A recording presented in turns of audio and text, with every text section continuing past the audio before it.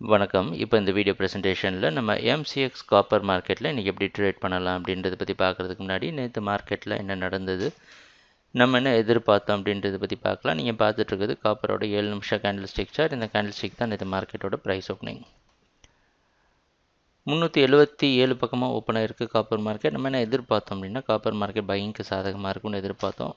ஆனால் stop loss ரொம்ப அதிகமாக தான் வச்சுருந்தோம். 360 வரைக்கும் நல்ல ஃபண்ட் இருக்க ட்ரேடர்ஸ்க்கு, 366 வரைக்கும் கன்சர்வேட்டிவ் ட்ரேடர்ஸ்க்கு.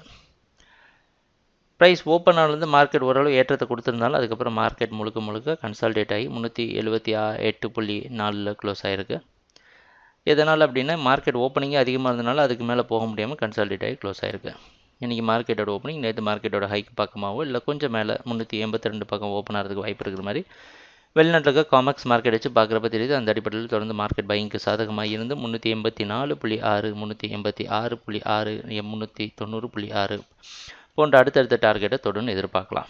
ஒரே ஒரு மாற்றம் தான், ஸ்டாப் லாஸ் எது வரைக்கும்னா 366 வரைக்கும் நீங்கள் ஸ்டாப் லாஸ் வச்சு 366 வரைக்கும் மார்க்கெட்டில் சப்போர்ட் எடுத்து மார்க்கெட்டில் 365 வரைக்கும் ஸ்டாப் லாஸ் வச்சு ட்ரேட் பண்ணலாம். கன்சர்வேட்டிவ் ட்ரேடர்ஸ் 372 வரைக்கும் நீங்கள் பை பண்ணிட்டு 71 ஸ்டாப் லாஸ் வச்சு ட்ரேட் பண்ணலாம்.